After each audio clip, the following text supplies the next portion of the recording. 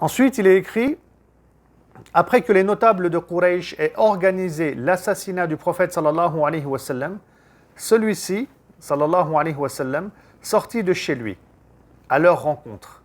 Leur vue fut ôtée et leur menton fut maintenu contre leur poitrine. Lorsqu'il arriva à leur hauteur, il prit une poignée de sable contenant des cailloux qu'il jeta en leur direction en invoquant que leurs visages soient confondus. Tous ceux qui furent touchés par les petits cailloux furent tués lors de la bataille de Badr. Très bien. Donc ici, dans ce passage, on peut remarquer que les Qurayshites, ou plutôt les notables de Quraysh, de la tribu du prophète sallallahu alayhi wa sallam à la Mecque, vont tenter d'assassiner le prophète sallallahu alayhi wa sallam. Et donc le récit qui est cité ici, il est authentique. Et on nous rapporte que Fatima, la fille du prophète sallallahu alayhi wa sallam, elle les avait entendus parler de l'assassinat du prophète sallallahu alayhi wa sallam, qu'elle était rentrée en pleurs chez elle. Et là, le prophète sallallahu alayhi wa sallam, il est sorti à leur rencontre.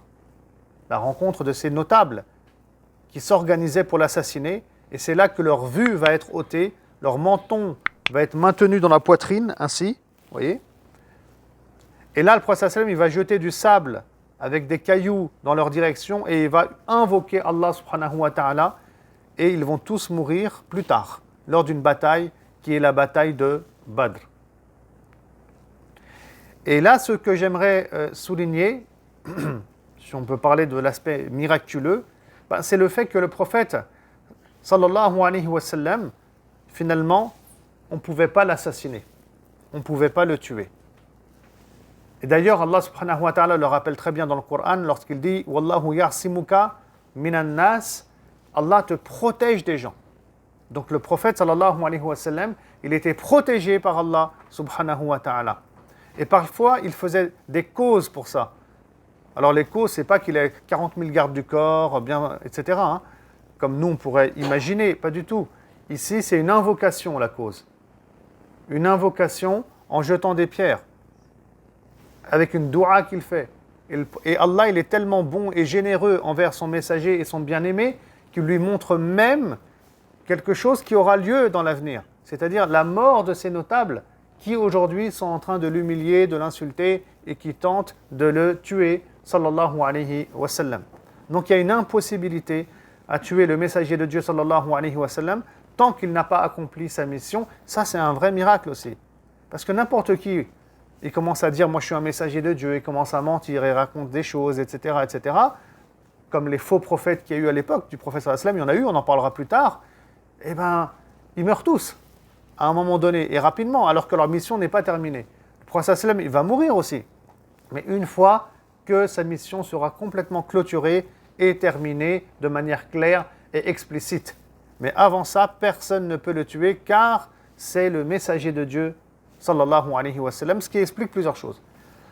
Ce qui explique, par exemple, que sur le champ de bataille, le prophète sallallahu alayhi wa sallam, c'était le plus courageux. Et il était devant, en train de se battre, les compagnons, ils étaient derrière, parce que le prophète sallallahu alayhi wa sallam savait qu'il ne va pas mourir. Il peut être blessé, mais il ne sera pas tué par les idolâtres. C'est impossible. Et ce qui explique aussi que le prophète sallallahu alayhi wa sallam, il priait souvent devant la Kaaba, durant la période mécoise, alors que les musulmans, eux, eh ben, ils se cachaient. Certains cachaient leur foi aussi, pour qu'on ne sache pas qu'ils sont musulmans, comme Ammar ibn Yasir, par exemple, qui est le fils de Soumeya, célèbre compagnon du prophète sallallahu alayhi wa sallam. Tout le monde était dans la discrétion. Quant à lui, sallallahu alayhi wa sallam, c'est simple. Vous voulez le voir, vous voulez lui parler, lui, il ne se cachait pas. Il était devant la Kaaba, Allahu Akbar, et il prie. Il n'a peur de rien. Il sait qu'il est sous la protection d'Allah subhanahu wa ta'ala. Et donc, quand on observe ces différents points, ces différents éléments, eh ben, ça rentre dans le cadre des miracles qui accompagnent le prophète sallallahu alayhi wa sallam.